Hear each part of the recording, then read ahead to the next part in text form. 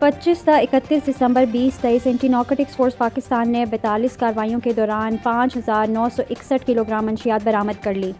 کارروائیوں میں 2 نائجیرین، 1 افغانی مرد اور 2 خواتین سمیت 28 ملزمان کو گرفتار کیا، جبکہ منشیات کی اسمگلنگ میں استعمال ہونے والی 5 گاڑیاں بھی قبضے میں لے لیں۔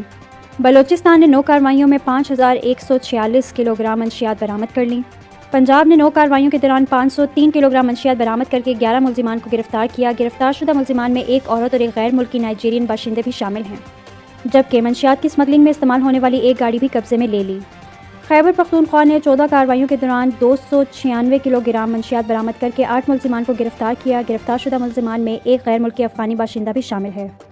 سندھ نے 3 کارروائیوں کے دوران 5 کلو گرام منشیات برآمد کر لیں، جبکہ راولپنڈی نے 7 کارروائیوں کے دوران 11 کلو گرام منشیات برآمد کر کے 9 ملزمان کو گرفتار کر لیا۔ گرفتار شدہ ملزمان میں 1 غیر ملکی نائجیرین باشندہ بھی شامل ہے، جبکہ منشیات کی اسمگلنگ میں استعمال ہونے والی 2 گاڑیاں بھی قبضے میں لے لیں۔